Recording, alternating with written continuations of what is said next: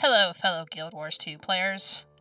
So have you guys ever been a commander wanting to drop food for the hordes of people following you? Or have you ever been one of the followers looking at endless smorgasbords of ascended food, wondering which one is best for you, only to find out that ANET feels it's a deep dark secret that can only be discovered upon consumption? Personally, I feel like ANET is going to add food allergies to the game, so that if you eat the wrong thing, you'll just instantly die. I don't know, it'd be fun. You've probably noticed that whether you go into the guild hall, or if you see a platter of food, you cannot just mouse over it and see what the stats are, which is kind of annoying for some of us. But never fear, Cinnamon is here to give you opinions about your ascended food. The first thing I need to cover is that every ascended food is going to have some bonus buffs, and they're going to be the same for each one. So all foods are going to have a 10% bonus to Karma, a 5% bonus to all experience gain, a 20% bonus to Magic Find, a 20% bonus to Gold Find, and a 10% bonus to WXP earned in World vs. World. This is the only time I'm going to cover this. It's on all the ascended foods, and it's a great stat to have for anything. Let's start with ascended peppercorns because they are the best ascended stat with a 10% reduction of all incoming damage. Unfortunately, because they are the best, they are also the most expensive.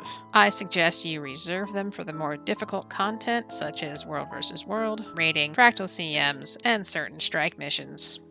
I'm looking at you, Bone Skinner. I wouldn't waste peppercorns on open world content unless you just need to throw that status symbol out there. Starting off with the power people, the best power food is going to be the peppercorn crusted sous vide steak, giving you 100 extra points to power and 70 points to ferocity. Alright, moving into the condition damage foods. First up is the peppercorn and veggie flatbread, giving you 100 extra points to expertise and 70 extra points to condition damage. The second option is going to be the pepper cured meat flatbread, which gives you 100 extra points to condition damage and 70 extra points to expertise. Personally, I use these two interchangeably because I don't min-max. But I'm not your supervisor. If you want to use one over the other, you do what you want. One off-meta food that I would like to bring up for those World vs. World roamers is the spherified peppercorn spiced oyster soup, which gives you a plus 45 to all attributes. There is a lot of roamers that use celestial stats, and this is going to be the perfect food for them. Moving on to the healers who actually have the most selection in food. Of course, it's going to depend on your particular situation which food you choose. If you're in a situation where you cannot avoid damage, you're still going to want to go with peppercorn food because a dead healer isn't healing anybody. You're going to want to go with the bowl of spiced fruit salad, which is 100 extra points to healing at plus 70 extra points to concentration.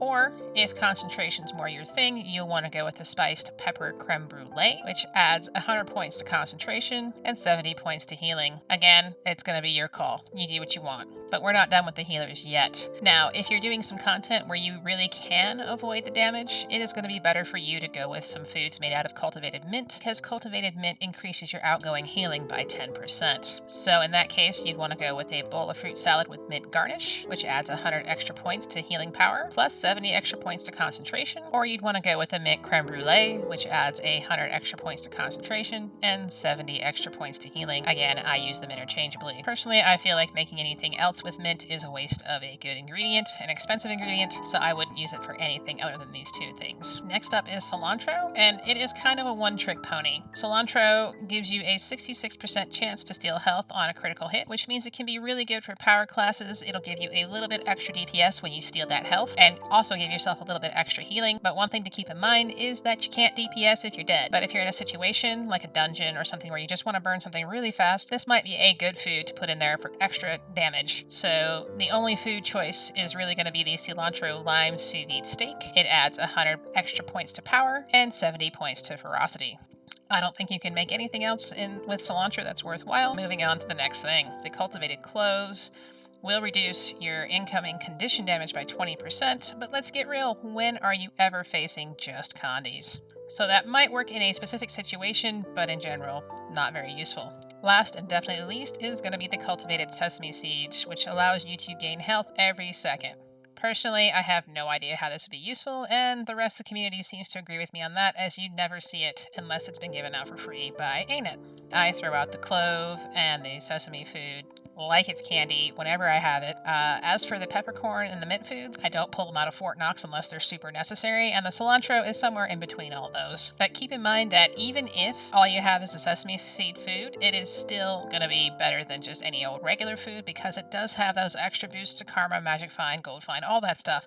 So if you're doing a meta event or something like that that's really easy, don't feel bad about dropping some of that food. The other thing I want you guys to keep in mind is that regardless of what the ascended ingredient is, all sous vide steaks are going to give you a power and ferocity bonus.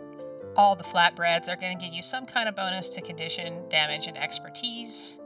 All the spherified stuff is going to give you a celestial bonus. All the fruit salads and creme brulees are going to give you those healing stats. Just kind of bookmark which one you like. That way you'll know the basics of which one you need, and then you can just choose the ascended stat that you want to go with it. Now all you commanders should know the basics about throwing down ascended food, and all of you players should be able to go straight to something that's passable for your event. And for all you regular players, please be kind when the commander throws out some food, even if it's not exactly what you need, because it is still a rather expensive endeavor to make ascended food, and they are doing something very nice for you.